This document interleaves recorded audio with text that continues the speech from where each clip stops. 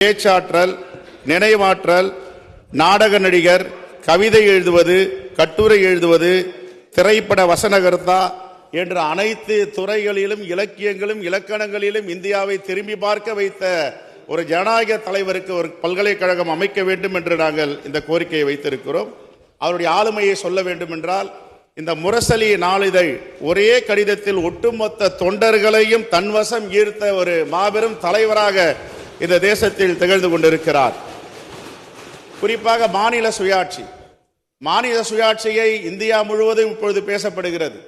ஆனால் முத்தமிழறிஞர் கலைஞர் அவர்கள் 50 ஆண்டுகளுக்கு முன்பே இந்த தேசத்திற்கும் ஒரு மாநிலத்திற்கும் அரசியலமைப்பு சட்டத்தை எப்படி நடைமுறைப்படுத்த வேண்டும், மாநில சுயாட்சியை எல்லா மாநிலங்களுக்கும் கொடுக்க வேண்டும் என்று ஒரு தீப்பொறி பறந்தது என்றால் அது தமிழ்நாட்டு சட்டப்பேரவையிலும் தமிழ்நாட்டு மண்ணிலும் முத்தமிழறிஞர் கலைஞர் கொண்டு வந்தது.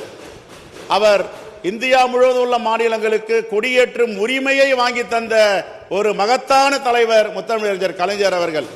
அப்படிப்பட்ட ஒரு மாபெரும் தலைவருக்கு, எல்லா தலைவர்களுக்கும் பல்கலைக்கழகம் இருக்க வேண்டும் என்று விரும்பியவருக்கு, எல்லா மேனாள் முதலமைச்சர்களுக்கும் பல்கலைக்கழகம் இருக்கிறது.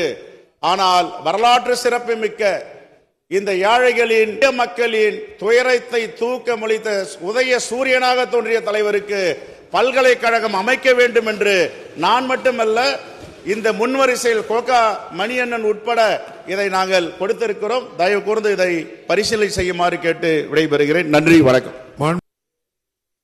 மாண்புமிகு பேரவைத் தலைவர் அவர்களே, இந்த தமிழ்நாட்டில் நம்முடைய தமிழ்நாட்டின் முதலமைச்சராக இருந்தவர்கள், முன்னோடிகள், ஆளுமை மிக்கவர்களுக்கு பெயரிலே பல்கலைக்கழகங்கள் அமைக்கப்பட்டிருக்கிறது.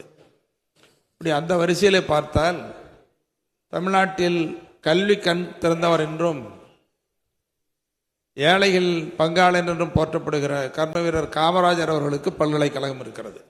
அவர் பெயரிலே, தந்தை பெரியார் பெயரிலே பல்கலைக்கழகம் இருந்து கொண்டிருக்கிறது. நம்முடைய முன்னாள் முதலமைச்சர் அமரர் எம்ஜிஆர் அவர்கள் பெயரிலே மருத்துவ பல்கலைக்கழகம் இருந்து கொண்டிருக்கிறது. அதே போல புரட்சித் தலைவர் அவர்கள் பெயரிலே மீன்வள பல்கலைக்கழகம் இருந்து கொண்டிருக்கிறது.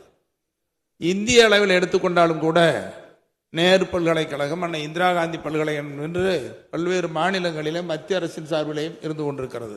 அந்த அடிப்படையில் தான் எல்லோருக்கும் பல்கலைக்கழகம் பெயரிலே இருக்கிற காரணத்தால் ஏன் நம்முடைய முன்னாள் முதலமைச்சராக இருந்தவர் முத்தமிழறிஞர் கலைஞர் அவர்களுக்கு ஒரு பல்கலைக்கழகம் அவர் பெயரிலே அமைக்கக்கூடாது என்ற அடிப்படையிலே தான் இங்கே நானும் சில நண்பர்களும் விதி 55 கீழே கவனஈர்ப்பு தீர்மானத்தை கொடுத்திருக்கிறோம். மாண்புமிகு பேரவை தலைவர் அவர்களே,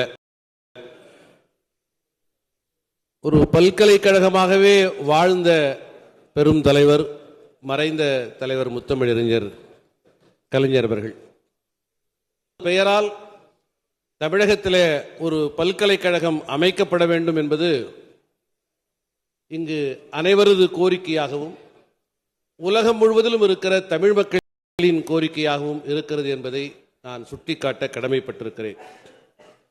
நான் கூட இந்த மாமன்றத்திலே பேசுகிற போது ஒரு சில உறுப்பினர்கள் மகிழ்ந்து மிகச்சிறப்பான முறையிலே இருக்கிறீர்கள் என்று சொல்லுவதுண்டு. அப்போது அவர்கள் காதருகே போய் நான் அடிக்கடி சொல்வேன், நான் படித்தது கலைஞரிடத்தில் என்று சொல்வதுண்டு.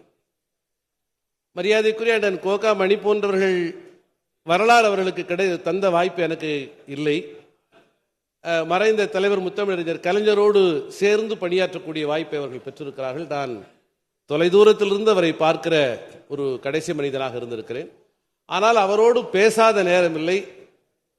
அவரது ஒவ்வொரு வார்த்தைகளும் வாழ்க்கையில் பெரும் மன அழுத்தத்தில் 2000 ஆண்டு கால வலிகளோடு இருந்த என் போன்றவர்களெல்லாம் இந்த மாமன்றத்திற்கு வருவதற்கு ஒரு நம்பிக்கை உருவாகி இருக்கிறது என்று சொன்னால் தலைவர் கலைஞர் அவர்களது சமூக நீதி அரசியலும் அவர் தந்த தன்னம்பிக்கையும் தான் என்பதை இங்கே பணிவோடு சொல்ல கடமைப்பட்டிருக்கிறேன்.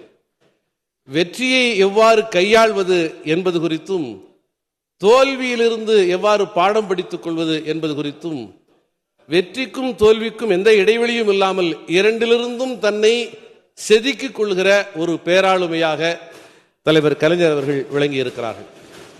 எனக்கு மாத்திரமல்ல, விடுதலை சிறுத்தைகள் கட்சியினுடைய தலைவர் முனைவர் மரியாதைக்குரிய அண்ணன் திருமா அவர்களுக்கும் ஒரு மகத்தான இன்ஸ்பைரேஷனாக, ஒரு மாபெரும் பேராசானாக மறைந்த தலைவர் முத்தமிழறிஞர் கலைஞர் அவர்கள் விளங்கியிருக்கிறார் என்பதை இந்த மாமன்றத்திலே மீண்டும் சொல்ல நான் கடமைப்பட்டிருக்கிறேன். பிளே ஸ்டோர் மற்றும் ஆப் ஸ்டோரில் இருந்து பாலிமர் செயலியை QR கோடு மூலம் பதிவிறக்கம் செய்யுங்கள்.